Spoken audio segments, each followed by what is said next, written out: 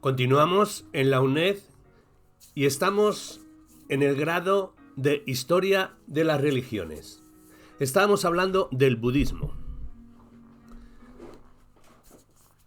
Hay un movimiento, el jainismo, y de ahí parece que surge el budismo, con el que le unían muchos puntos comunes, pero destinado a ser una de las grandes religiones de la humanidad. Al igual que Mahavira Siddhartha, al que más tarde se conocería con el nombre de Buda, nació a mediados del siglo VI a.C. en el seno de una familia aristócrata de la casa Kshatriya, los Gautama. Parece que su padre era un jefe del clan Sakya en el norte de la India, a unos 150 kilómetros de Benares, en las estribaciones del Himalaya. En torno a su nacimiento y niñez han brotado numerosas leyendas, pero es poco lo que se sabe con certeza sobre su formación. Hay motivos para creer, sin embargo, que la vida en el hogar en que creció, como ha dicho Kenneth Saunders, no sería muy distinta de la de un castillo escocés en la Edad Media. Se nos dice que antes de cumplir los 20 años se casó con la hija de un jefe vecino, a quien se califica de princesa. De este matrimonio nació un hijo, pero Siddhartha, o Gautama, como se le suele llamar, con un gesto típicamente hindú, abandonó su hogar en busca de algo que le permitiera sobreponerse al sufrimiento y deterioro de cuantas cosas terrenales veía en torno a sí, y descubrir un sentido más elevado y permanente en la vida y el destino humano. Tras vestir la túnica amarilla de los ascetas, consultó en primer lugar a dos brahmanes que vivían en cuevas en un monte cercano a Rajagat, ciudad real de la provincia de Magadha. Pero poca iluminación pudo obtener de ellas más allá de la abstracción mística subjetiva, el reino de la nada, como remate a una vida de meditación, y después de un breve periodo de vida errante fijó su residencia en las profundidades del bosque de Uruvela. Durante 6 años practicó allí, según la tradición, austeridades cada vez más sobrehumanas hasta ponerse al borde de la muerte. Reducidos a la piel y los huesos por efecto de sus rigurosas disciplinas, él y los otros 5 ascetas que se le habían unido seguían sin encontrar un camino que condujese a la iluminación. Convencido de la inutilidad de semejante ascesis, Gautama se separó entonces de sus compañeros para seguir un camino intermedio entre la mortificación infructuosa y la vida de los placeres. Hablemos de la iluminación del Buda. Peregrinaba como mendicante por Magadha, cuando apartándose del camino se internó en una arboleda deliciosa en el lugar hoy conocido como Bodh Gaya, donde ahora se alza el templo Mahadodhi. Allí se sentó en una postura de yoga bajo un árbol, el Bodhi, junto a un arroyo claro, y decidió permanecer así hasta alcanzar la iluminación. Hecha esta promesa, relajó su voluntad, reconoció sus fracasos anteriores y se vio recompensado por una gran experiencia, disfrutando durante 7 días del gozo de la emancipación. Comprendió entonces que la causa de todas las miserias humanas es el deseo, el tana, que nace de la voluntad de vivir y la voluntad de poseer. Mientras no se tome conciencia de este hecho, no se podría avanzar hacia la paz del nirvana. Partiendo de este principio básico, Gautama, que era ya el Buda o iluminado, enunció sus 4 verdades nobles que por medio del sendero de 8 divisiones conducirían al conocimiento espiritual y sabiduría superior que tan denodantemente había luchado por conseguir. Con la filosofía Sankhya, en que había sido educado como telón de fondo, Gautama daba comienzo a su diagnóstico de todos los males que aquejaban al hombre, señalando la universalidad del sufrimiento o dukkha, patente en el nacimiento, la vejez, la enfermedad, la muerte y la reencarnación. Esa es la primera de las 4 verdades. La segunda se refería a la causa del sufrimiento, que no es otra que el deseo intenso o tana. Para dominar el deseo equivocado es preciso aniquilar toda ambición. Solo entonces se podrá alcanzar el estado mental latente, libre de pasiones, llamado nirvana en sánscrito y nirvana en pali, la lengua sagrada del budismo antiguo. A tal fin, y según afirma la 4ª verdad noble, hay que seguir el sendero de 8 divisiones, a saber, fe justa, resolución justa, palabra justa, conducta justa, ocupación justa, esfuerzo justo, pensamiento justo y meditación justa. En lugar de entrar en la bienaventuranza del nirvana, una vez obtenida la iluminación, el Buda, movido por un amor compasivo hacia la humanidad doliente, se quedó voluntariamente en este mundo para revelar su camino intermedio como método de autosalvación. Fue en busca de las 5 ascetas con las que había vivido antes y encontrándolos en el Parque de las Gacelas de Benarés, les expuso detenidamente su descubrimiento. En aquel sermón famoso, el bendito echó a rodar la rueda real de la verdad.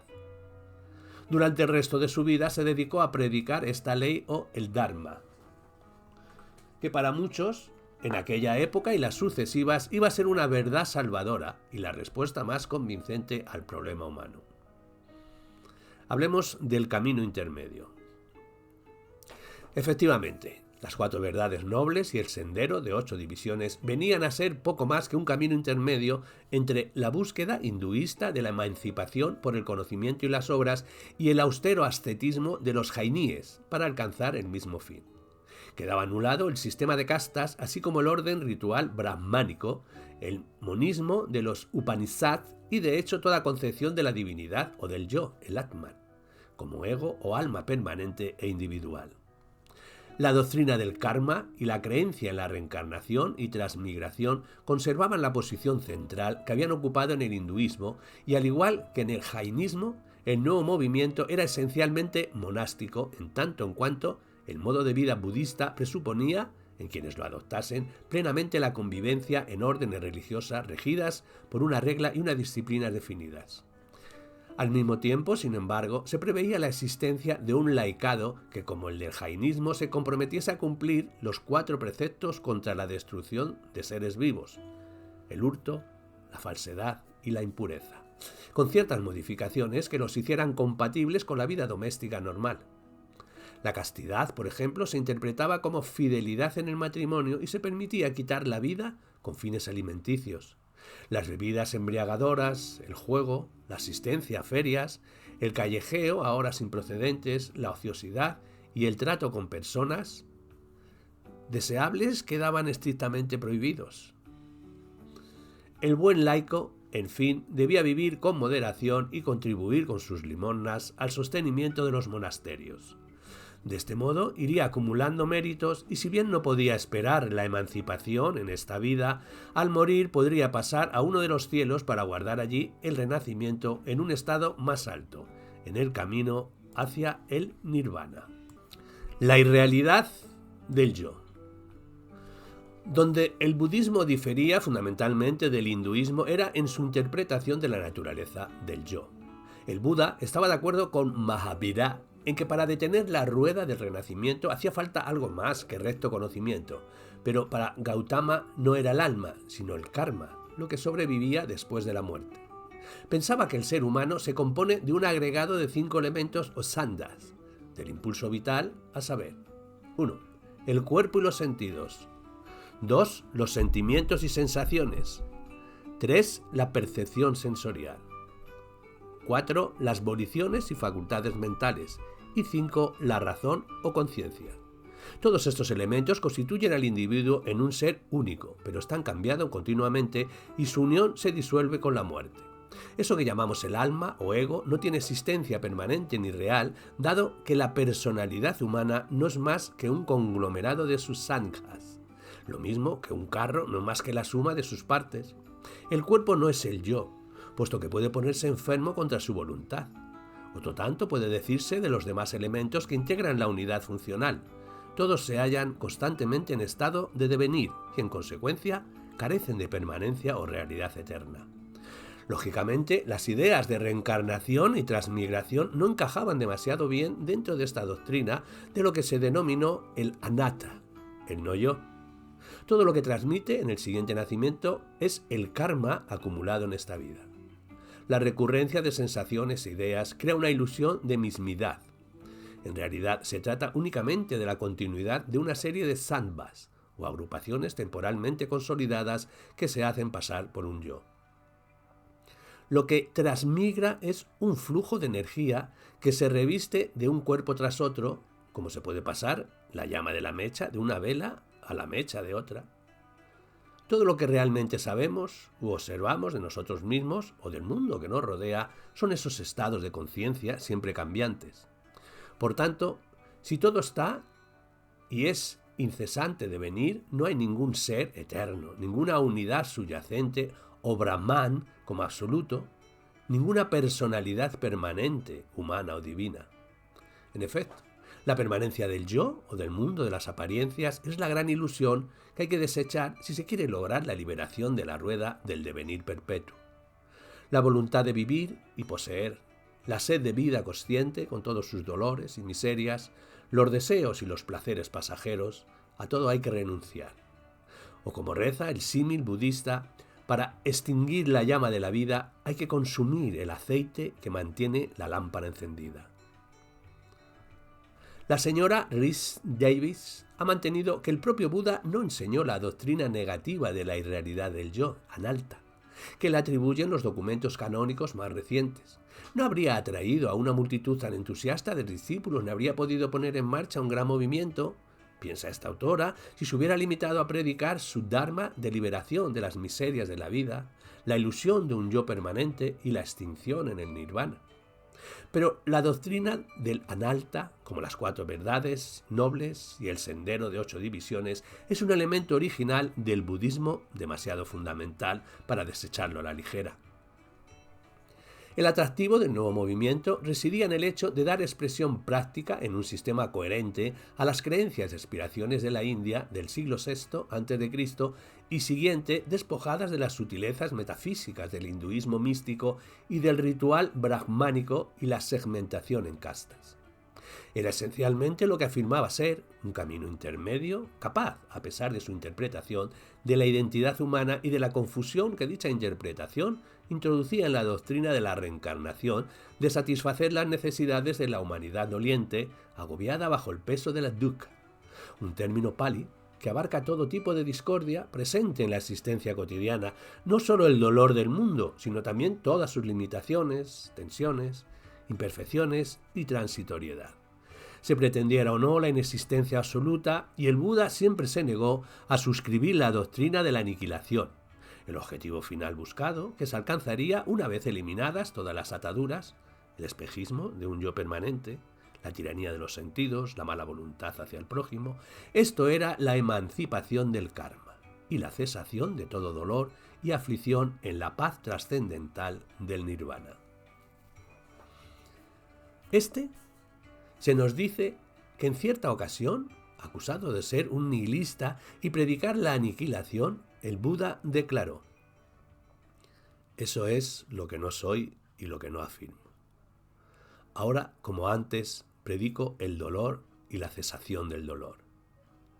El cuerpo de Tathagata, o descubridor de la verdad, siguió explicando, parece, y se libera del conglomerado, los sandaka, que constituye su modo de existencia física.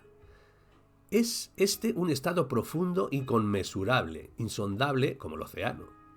Decir si renace o no renace no viene al caso, porque el nirvana es una condición en la cual hay un no nacer, un no devenir, un no ser hecho, un no ser compuesto.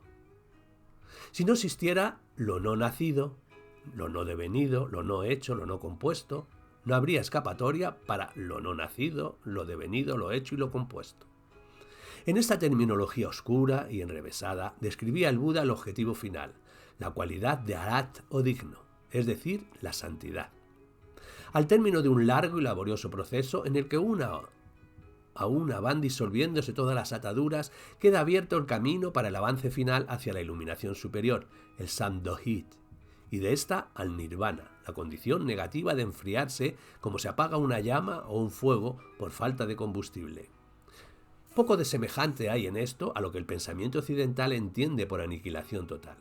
Más bien estamos ante un concepto psicológico que hay que experimentar como un estado de conciencia o conocimiento espiritual superior más allá de la vida consciente.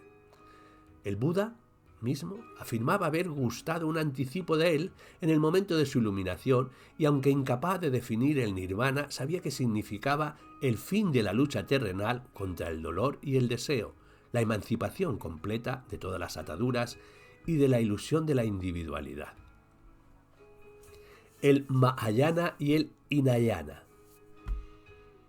Aun resultando muy atractiva dentro de la atmósfera peculiar del pensamiento hindú, esta búsqueda de la perfección a partir de una interpretación de la vida como sucesión de devenirse y disoluciones, condicionada por una ley de cambio continuo, en un mundo tan carente de valor como ilusorio, tuvo que enfrentarse al desafío del hinduismo tras la caída de la dinastía Maurya, 185 a.C., a la muerte de Asoka, el emperador budista de Magadha. Como hemos visto, los brahmanes habían elaborado 3 vías de evasión de la ley del karma: la de las obras, la del conocimiento y la devoción. Aunque se aceptaban las enseñanzas budistas sobre la supresión de la sed de vivir como requisito esencial para entrar en el nirvana, habían trazado su propio esquema de autosalvación como alternativa al camino intermedio del Buda. No tardaron en surgir numerosas sectas basadas en estas doctrinas brahmánicas, destacando entre ellas las del movimiento Bhakti, con su ferviente religión personal centrada en los avatares de Vishnu y Shiva. Resultado de ello fue que en el norte de la India, en medio de un clima hinduista transformado y a medida que el budismo absorbía un número cada vez mayor de influencias extranjeras, griegas, cristianas, zoroástricas y centroasiáticas, Buda fue asumiendo el carácter de un dios salvador vivo, encarnado como Krishna y Rama, para la salvación de la humanidad. Se llegó entonces a considerar a Gautama como última de una serie de encarnaciones del Buda eterno que había venido a la Tierra para extender por todo el mundo el conocimiento de la salvación. Siempre había vivido en alguna forma de existencia, ya fuera en la Tierra o en una esfera celeste, porque era el absoluto que habita el corazón de todas las cosas. Dado que la naturaleza de Buda impregnaba el universo entero, podía manifestarse en muy diversas formas y personas, y su manifestación suprema había sido el Gautama histórico. Esa transformación del revelador iluminado de las 4 verdades nobles en un poseído de la iluminación, o Bodhisattva, y finalmente en el Dios Salvador de toda la humanidad, representa un largo proceso de desarrollo que halló su más plena expresión en el Mahayana o Escuela del Norte. Esta escuela se llamaba a sí misma Mahayana o Gran Vehículo, porque afirmaba ser lo suficientemente amplia como para conducir a todos los hombres a un estado de salvación. En el sur, sobre todo en Ceilán, Birmania y Tailandia, se conservaba una filosofía negativa más conservadora, apodada por los mahayanistas, avanzados, el pequeño vehículo, y Navana, porque enseñaba una doctrina incompleta y se contentaba con practicar un autoperfeccionamiento intenso apropiado únicamente al régimen de vida monástico. Aunque el Hinayana mantenía haber conservado las enseñanzas y prácticas originales del Buda, no es en absoluto seguro, ni siquiera probable, que el canon Pali de la literatura sacra que adoptó constituya una transcripción totalmente fidedigna de los que verdaderamente enseñó Gautama, como tampoco el Hinayana de nuestros días es idéntico al del canon Pali. Es posible que desde el principio la doctrina del fundador llevara implícito un elemento más positivo, al que la influencia del Mahayana habría devuelto su significación auténtica por caminos semejantes a los que el famoso Essay on Development de Newman exponía para la doctrina cristiana. Sea como fuere, lo cierto es que de las negaciones del Hinayana jamás habría podido brotar una religión popular, para ser la gran fuerza misionera mundial que los nahayanistas pretendían. El budismo necesariamente había de tornarse más específicamente religioso y católico, menos ascético y negativo. Quizá todavía en vida de Gautama, algunos de sus discípulos se inclinaron a considerarle más que humano y atribuirle conocimiento divino en el sentido de omnisciencia. Cabe suponer que con toda probabilidad el maestro beatificado, que de hecho era un pensador práctico, razonable y nada sentimental, y como tal ha tenido pocos rivales en la historia de las religiones, antes de su muerte iba ya camino de convertirse en el divino fundador de una fe redentora. Muy pronto se rodeó de leyenda a su figura, su lugar de nacimiento y el árbol Bodhi, a cuya sombra recibiera la iluminación, se convirtieron en centros de peregrinación. Se construyeron santuarios sobre las innumerables reliquias recogidas y veneradas por doquier, algunas de las cuales, entre ellas una escudilla de pedir limosna, un colmillo del lado izquierdo y una clavícula, fueron trasladadas de la India a Ceilán, donde despertaron un gran celo piadoso, incluso entre los hinayanistas. En textos pali posteriores se le describía como Devatideva, divinidad por encima de la divinidad, o como el incomparable arquitecto de la ciudad del drama, el paraíso ultraterreno reservado a los limpios de corazón. De hermano mayor de la raza humana, se había convertido en el Salvador preexistente, compasivo, libre de pecado, concebido de manera sobrenatural y nacido milagrosamente. De ahí al credo mahavanista no había más que un paso. Aunque en la India declinó rápidamente, sus misioneros extendieron el Mahayana por China, el Tíbet y Japón. En estos países se reveló capaz de adaptarse con facilidad a su nuevo ambiente y de incorporar a su amplio sistema los dioses indígenas en forma de budas manifestados,